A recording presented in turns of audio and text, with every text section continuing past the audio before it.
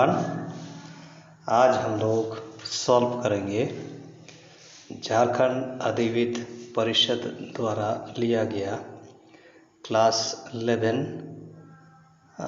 Term 1 examination 2022 का chemistry का सवाल सॉल्व करेंगे। ठीक है, जो एमसीक्यू टाइप का था, तो इससे आप अपनी तैयारी का जायज़ा ले सकते हैं कि आप किस हद तक एग्ज़ाम के लिए तैयार हैं। चलिए डायरेक्ट हम लोग सवाल पर जाते हैं। पहला सवाल था the molar mass of CH4 is, है ना। बहुत ही इजी सवाल था। मोलर मास से रिलेटेड एक ना एक सवाल तो रहेगा ही। तो CH4 मीथेन का, तो इसमें एक कार्बन है, तो कार्बन का एटॉमिक मास 12 प्लस 4 हाइड्रोजन है, एक हाइड्रोजन का एटॉमिक मास 1, तो 12 प्लस 4 इक्वल टू 16U। ठीक है, करेक्ट आंसर होगा option number 1।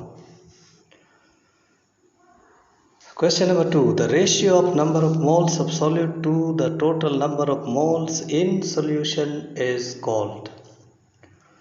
Okay, the units of concentration से एक या दो सवाल रहेंगे। तो the ratio of number of moles of solute, actually ये the ratio of number of moles of one component, ये solute भी हो सकता है, solvent भी हो सकता है, to the total number of moles of all the components present in a solution is called mole fraction। तो इसका करेक्ट आंसर होगा option number 3, mole fraction। Next, the amount of CO2 that could be produced when 1 mole of carbon is burnt in air is। तो सबसे पहले आप इसका equation लिखिए C+O2, तब बन जाएगा CO2। ओके, तो 1 मोल कार्बन को ऑक्सीजन में जलाते हैं तो कितना ग्राम CO2 बनेगा। तो सिंपली यहाँ क्या करो, CO2 ये भी 1 मोल है, इसका मोलर मास कैलकुलेट करो। तो कार्बन का हो गया 12, इसमें 2 ऑक्सीजन है, एक ऑक्सीजन का एटॉमिक मास 16, 16 दूना 32, ये दोनों को जोड़ दो तो हो जाएगा 44 gram, option number 3। Question number 4, the SI unit of temperature is. कौन नहीं जानता इसका SI यूनिट केल्विन होता है।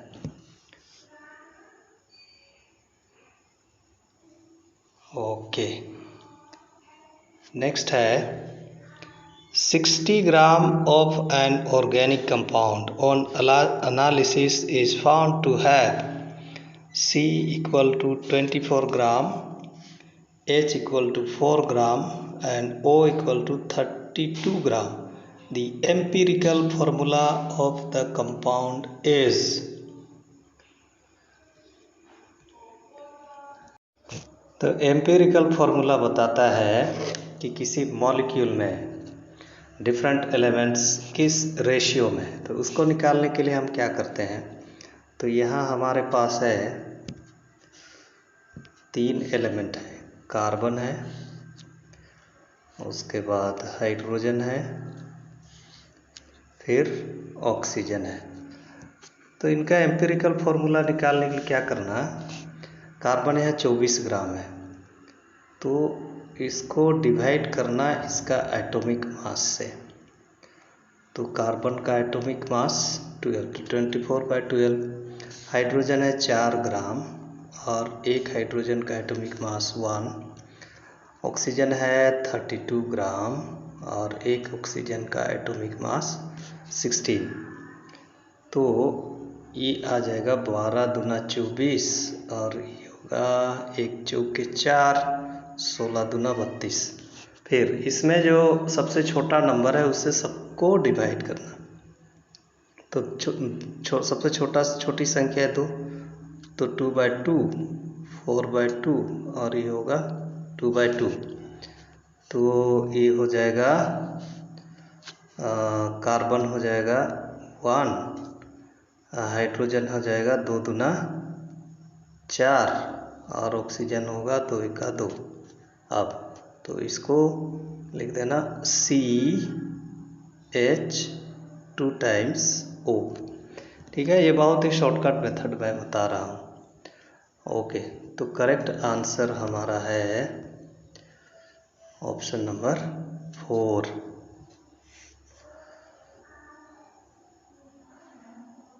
नेक्स्ट है, यहाँ भी हमको सॉल्व करना पड़ेगा।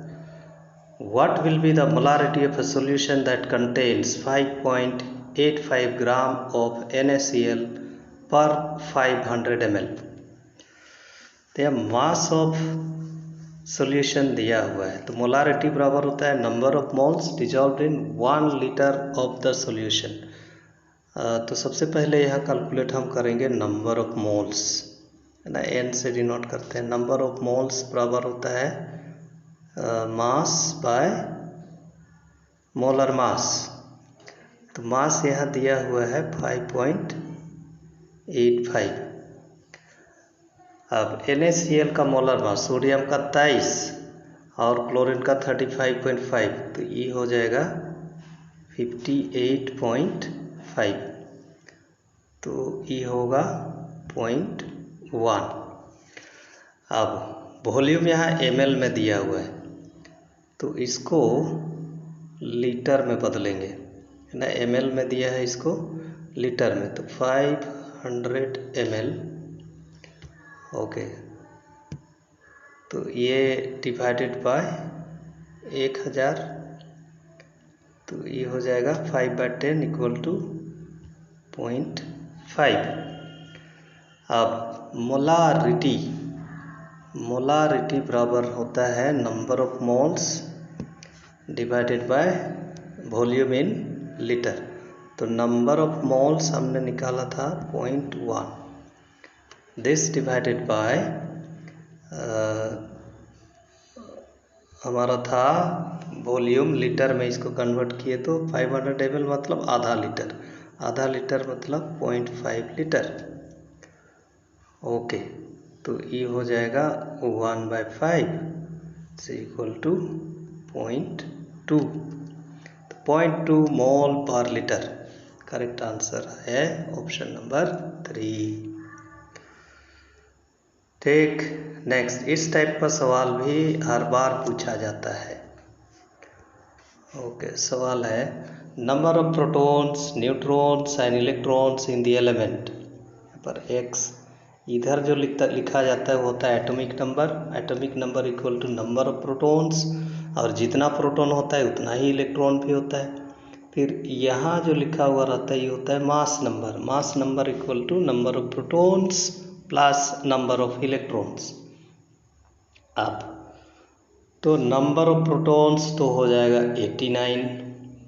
अब नंबर ऑफ न्यूट्रॉन्स, ठीक है, मास नंबर बराबर होता है number of protons plus number of neutrons.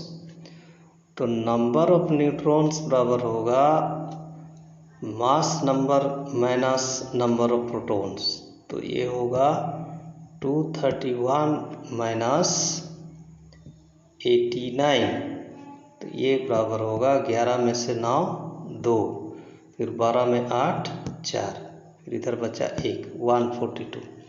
इसका मतलब है इस एलिमेंट में 89 प्रोटॉन्स, 142 न्यूट्रॉन्स और 89 इलेक्ट्रॉन्स होंगे। तो option number 2। Question number, next question number है, थोड़ा नहीं दिख रहा है। Okay, question number 8, which one of the following sets of ions represents a collection of iso electronic species. Okay, fluorine दिया हुआ है एटॉमिक नंबर 9, क्लोरीन दिया हुआ है एटॉमिक नंबर 17, सोडियम दिया हुआ है एटॉमिक नंबर 11, मैग्नीशियम दिया हुआ है atomic number 12, aluminium atomic number 13, potassium atomic number 19, calcium atomic number 20, scandium atomic number 21।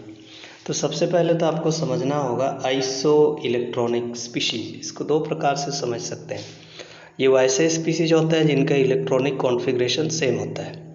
दूसरा प्रकार से इसको समझ सकते हैं कि आइसो इलेक्ट्रॉनिक स्पीशीज वैसे स्पीशीज को बोलते हैं जिसमें इलेक्ट्रॉनों की संख्या सेम होती है।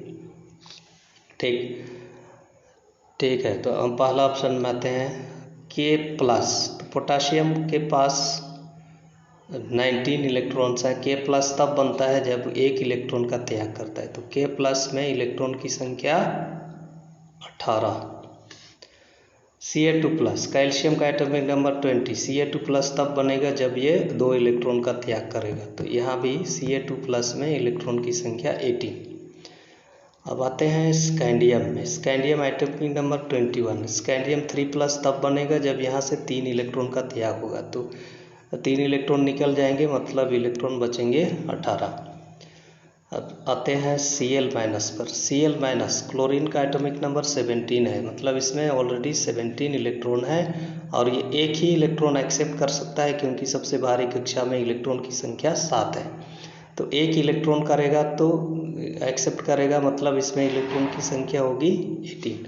तो इस प्रकार हम देखते हैं कि K+, Ca2+, Ac3+ और Cl- में तीनों में ही इलेक्ट्रॉनों की संख्या 18 है। इसका मतलब collection of iso electronic species होगा ऑप्शन नंबर 1। ओके, ठीक, next.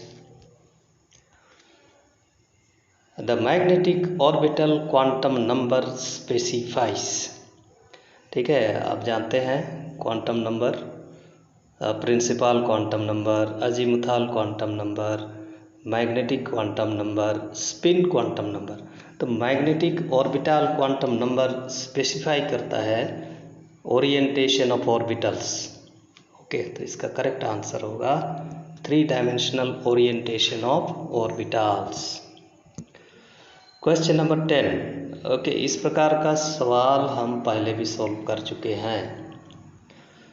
Okay, the orbital with quantum number n = 3, l = 2 है ना। l का वैल्यू 0, 1, 2, 3 और इनका लेटर डेजिग्नेशन 0 के लिए S, 1 के लिए P, 2 के लिए D, 3 के लिए F। तो प्रिंसिपल क्वांटम नंबर है 3, तो l = 2 का लेटर डेजिग्नेशन है D। इसका मतलब करेक्ट आंसर है 3D।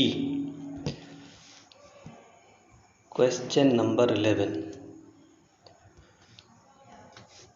Which atom is indicated by the configuration He2S1? तो हीलियम का एटॉमिक नंबर 2 होता है, फिर इधर में तो 2 इलेक्ट्रॉन, यहाँ 1 इलेक्ट्रॉन, 3, मतलब एटॉमिक नंबर होगा 3। तो 3 एटॉमिक नंबर वाला एलिमेंट कौन है? बेरिलियम का 4 होता है, बोरॉन का 5, कार्बन का 6। तो करेक्ट आंसर है lithium. Next, no 2 electrons in an atom can have same set of all the 4 quantum numbers is related to ना। ये है पॉलिश एक्सक्लूजन प्रिंसिपल। इसी को दूसरे शब्दों में कहा जाता है an orbital can accommodate a maximum of 2 electrons provided their spins are equal and opposite. Okay, तो दो में से कोई एक फॉर्म से सवाल पूछा जा सकता है। अगला सवाल भी वेरी इजी है। Which group of elements is commonly known as halogens? Group 17 elements को हैलोजेंस बोलते हैं और यही एलिमेंट्स सबसे अधिक इलेक्ट्रोनेगेटिव होते हैं। Question number 14। Which of the following configurations has the highest ionization energy?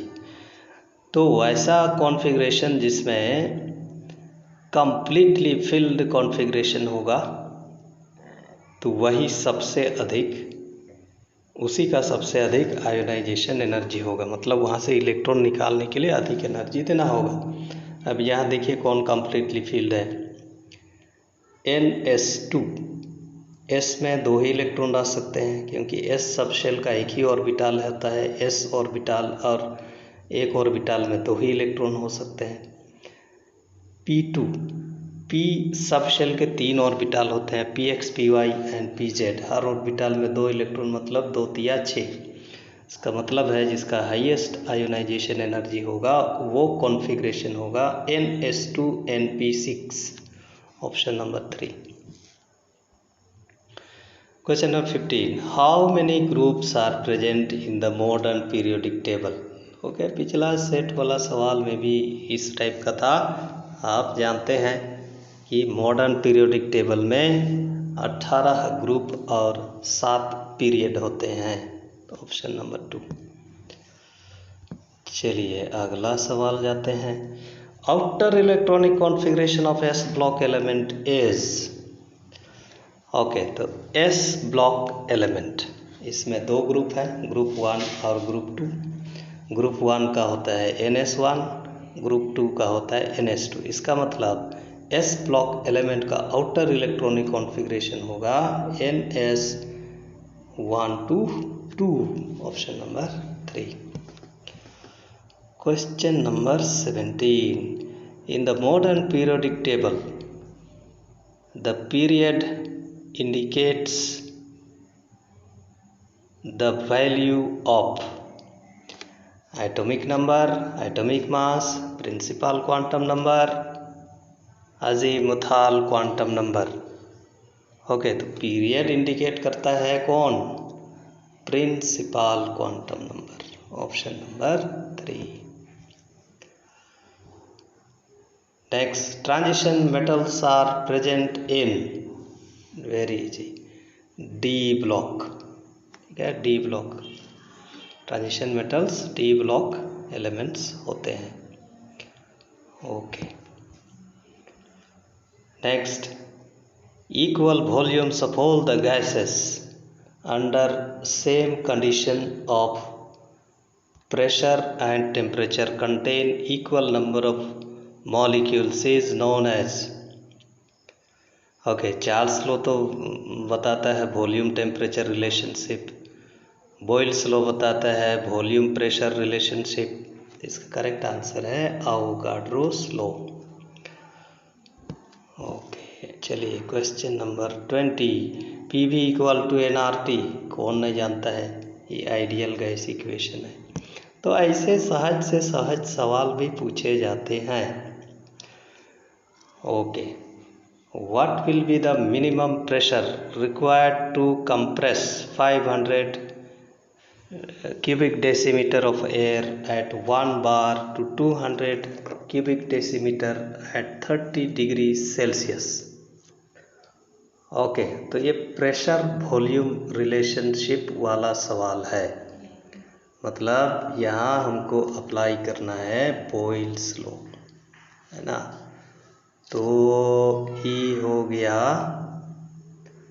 V1, 1 बार हो गया P1, 200 dm क्यूब हो गया V2, हमको पूछ रहा है P2 बराबर क्या होगा।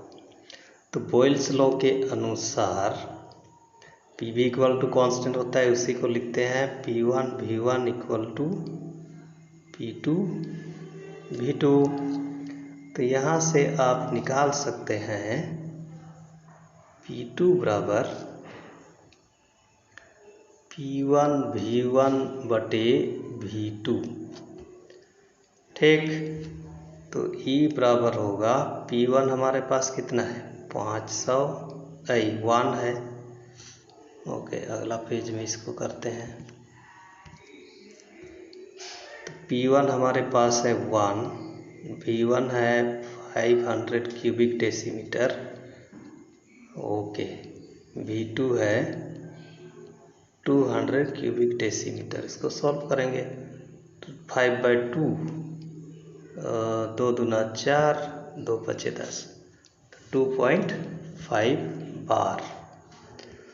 Okay, option number 2। ये तो यहाँ पर और पूछा है यही डिफरेंट गैस लॉ से V/T equal to constant, NP is constant is, ठीक है, volume temperature relationship Charles law बताता है। तो ऑप्शन नंबर 1। तो कई साल ये सवाल सब रिपीट किया गया है। ठीक, अगला, the relationship between the three variables P, V and T by combining Boyle's law and Charles law is. तो बॉयल्स लॉ के अनुसार P1 V1 equal to P2 V2। Okay, Charles law के अनुसार P1 bye T1 equal to P2 bye T2। ये दोनों को हम combine करेंगे तो E हो जाएगा P1 V1 by T1 equal to P2 V2 by T2, option number 2। चलिए next, the total number of electrons present in 1.4 gram of di nitrogen gas is. तो सबसे पहले तो हमको निकालना होगा यहाँ पर नंबर ऑफ मोल्स, ठीक है, नंबर ऑफ मोल्स। तो नंबर ऑफ मोल्स हो जाएगा, मास यहाँ दिया हुआ है 1.4, ओके, और डाई नाइट्रोजन का मोलिकुलर मास, मोलर मास हो जाएगा एक नाइट्रोजन का 14, तो 2 नाइट्रोजन तो ये 28 हो जाएगा। तो ये हो जाएगा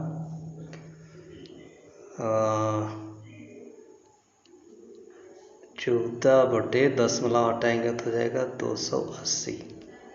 14 का 14, 14 दूना 28। तो एक को हम 20 से डिवाइड करेंगे तो कितना होगा 0.05, इतना नंबर ऑफ मोल्स हो गया। अब नंबर ऑफ मॉलिक्यूल्स बराबर होता है, ओके, नंबर ऑफ मॉलिक्यूल्स बराबर होता है नंबर ऑफ मोल्स जो हमारा है 0.05 इंटू आवोगाड्रो नंबर 6.022, 6.02 भी ले सकते हो, मिल जाएगा आंसर, इंटू 10⁻23। तो ये हो जाएगा 5 दूना 10, 5 शून्य 0 और 1 1, 5 छक 30, 1 2 3 4, 1 2 3 4, 0.3010 इंटू 10⁻23, इतने मॉलिक्यूल है, ठीक है। जीरो थोड़ा ठीक से नहीं दिख रहा है।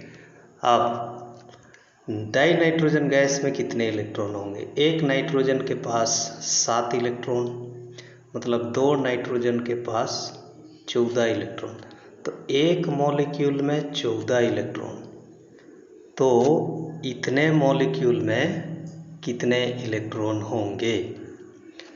ओके, तो नंबर ऑफ इलेक्ट्रॉन्स हो जाएगा, ये नंबर ऑफ मॉलिक्यूल्स को 14 से मल्टीप्लाई करेंगे तो ये होगा 14 इंटू 0.3010 इंटू 10⁻23। ओके, ठीक, तो करीब करीब ये आएगा 14 का 14, 14 तिया 42। ओके, तो करेक्ट आंसर होगा ऑप्शन नंबर 2, ठीक है, ऑप्शन नंबर 2। ठीक, चलिए अब जाते हैं, which element will show diagonal relationship with lithium ना। डायगोनल रिलेशनशिप साधारण शब्द में मतलब तिरछा रिलेशनशिप। ओके, लिथियम ग्रुप 1 का है, मैग्नीशियम ग्रुप 2 का है, सोडियम ग्रुप 1 का है, एल्युमिनियम ग्रुप 3 का है, कैल्शियम ग्रुप 2 का है। तो लिथियम के इधर राइट साइड में तिरछा अगर हम देखेंगे तो वो एलिमेंट होता है मैग्नीशियम। इसका मतलब लिथियम डायगोनल रिलेशनशिप दिखाता है मैग्नीशियम के साथ। ओके, नेक्स्ट है Solvay process is used to prepare. Okay, ये एक्चुअली 10th क्लास का है। सोल्वेज प्रोसेस से क्या बनाया जाता है? ओके, कैल्शियम कार्बोनेट बनाया जाता है, इसको सोडा ऐश भी का बोलते हैं। तो इसका इक्वेशन क्या है? NaCl प्लस CaCO3 तब बनता है Na2CO3 plus CaCl2। Okay, the Solvay process से बनता है sodium carbonate. Okay, which colour is imparted to the flame by calcium. ठीक है, सॉल्ट एनालिसिस जो आप करते हैं प्रैक्टिकल में, उससे पूछा गया है। ओके, पिंक कलर तो होता नहीं है, पर्पल भी नहीं होता है, क्रिम्सन कलर तो स्ट्रोंशियम दिखाता है। तो इसका करेक्ट आंसर है brick red. 28 the formula of plaster of Paris. 10th class का सवाल है। प्लास्टर ऑफ पेरिस का रासायनिक नाम क्या है? Calcium sulphate hemihydrate. तो फॉर्मूला है CaSO4 half H2O। Question number 29 the oxidation state of potassium in KO2 is. KO2 क्या है? Potassium peroxide. ठीक, पेरोक्साइड में ऑक्सीजन का ऑक्सीडेशन स्टेट -1 लेते हैं। तो इसको आप सॉल्व कर सकते हैं। पोटासियम का हमने X माना, फिर यहाँ 2 ऑक्सीजन है, पेरोक्साइड में ऑक्सीजन का ऑक्सीडेशन स्टेट। ओके, ऑक्सीजन में पेरोक्साइड में ऑक्सीजन का ऑक्सीडेशन स्टेट प्रायः -1 होता है।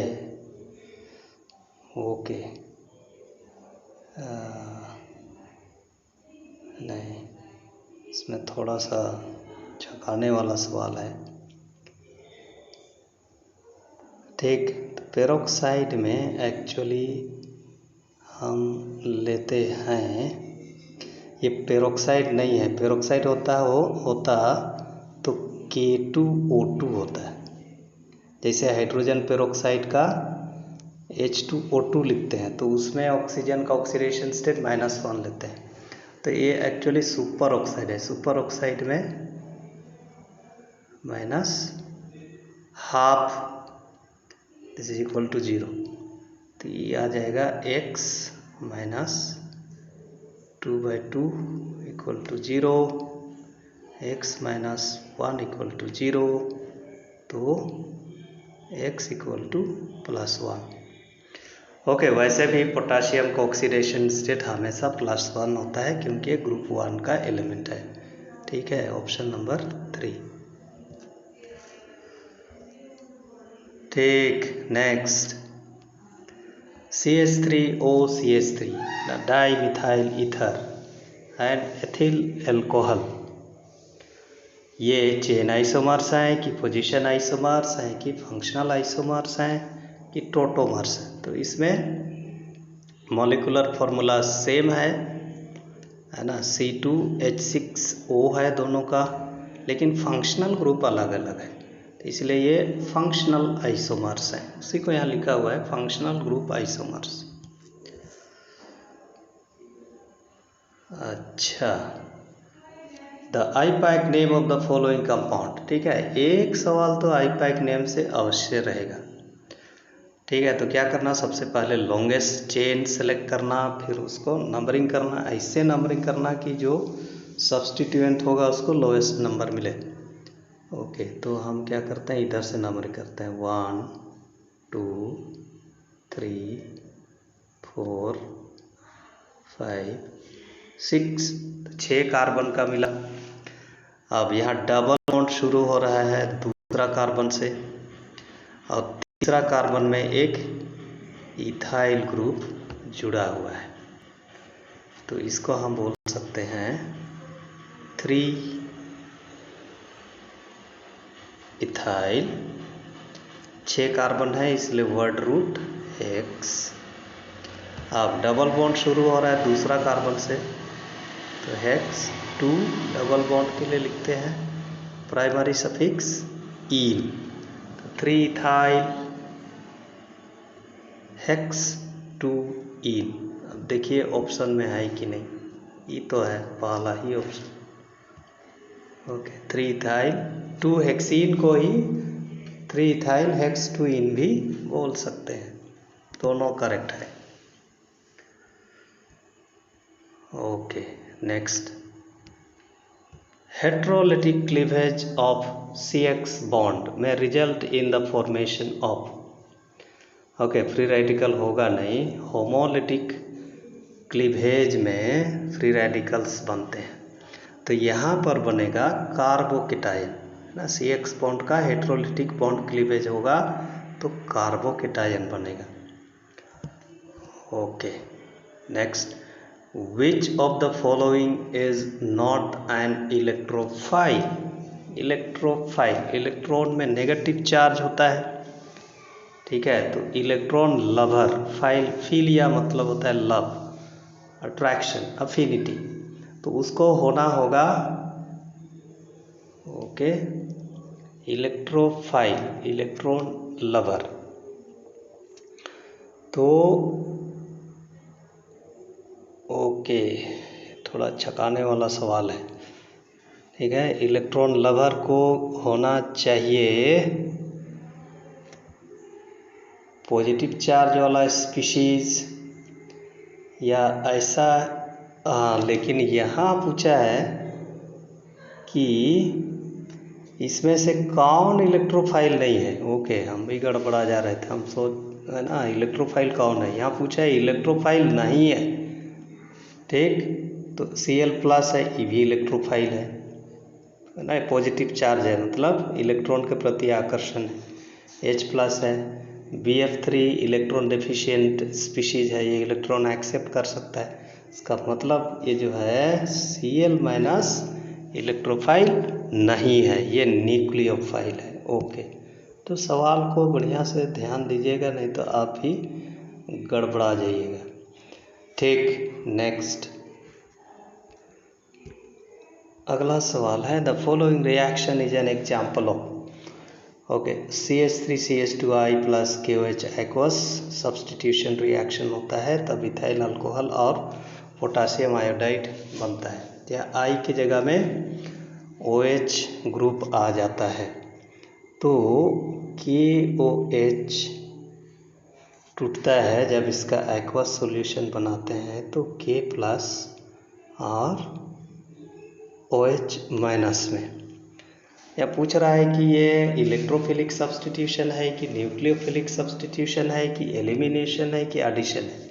सब्सटीट्यूशन तो ये है, लेकिन हमको बताना है यहाँ पर कि ये इलेक्ट्रोफिलिक सब्सटीट्यूशन है कि न्यूक्लियोफिलिक सब्सटीट्यूशन है। तो OH- नेगेटिव चार्ज, न्यूक्लियोफाइल मतलब न्यूक्लियस के प्रति अट्रैक्शन उसी का होगा जिसमें नेगेटिव चार्ज हो, क्योंकि न्यूक्लियस के पास पॉजिटिव चार्ज होता है। ओके, तो इसका करेक्ट आंसर होगा option number 2, nucleophilic substitution reaction. Next, the correct order of carbocation stability is.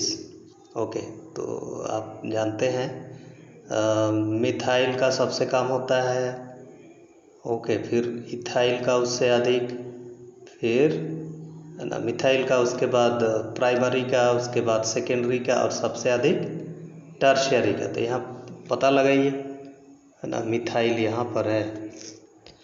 Okay, methyl के बाद ई हो गया प्राइमरी कार्बोकेटायन, ये हो गया सेकेंडरी कार्बोकेटायन और ये हो गया टर्शियरी कार्बोकेटायन। तो यही क्रम सही है। मिथाइल से अधिक प्राइमरी कार्बोकेटायन, जिसमें यहाँ इथाइल कार्बोकेटायन दिया हुआ है। फिर उसके बाद सेकेंडरी आइसोप्रोपाइल कार्बोकेटायन और इधर दिया हुआ है टर्शियरी ब्यूटाइल कार्बोकेटायन। ओके, तो करेक्ट आंसर है ऑप्शन नंबर 1। ओके 1। चलिए अब अगला सवाल, alkaline earth metals belong to, ठीक है, ग्रुप 1 को बोलते हैं अल्काली मेटल्स, ठीक, ग्रुप 2 को बोलते हैं अल्कलाइन अर्थ मेटल्स। तो करेक्ट आंसर है option number 1। Next, bond order of He2 molecule. एक सवाल तो बॉन्ड ऑर्डर से अवश्य होगा।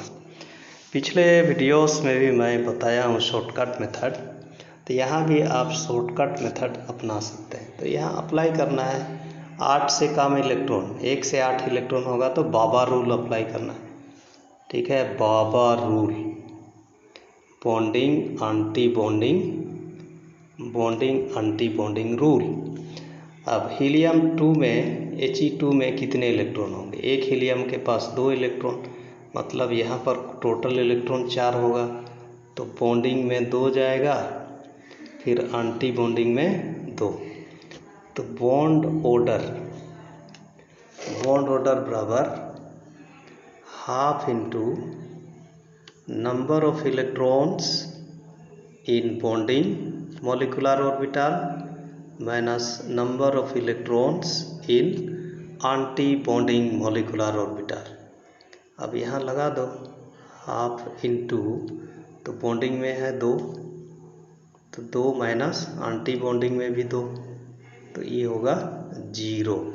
इसका मतलब है He2 मॉलिक्यूल में बॉन्ड ऑर्डर है 0, ठीक है, 0 होगा बॉन्ड ऑर्डर। बॉन्ड ऑर्डर 0 भी हो सकता है।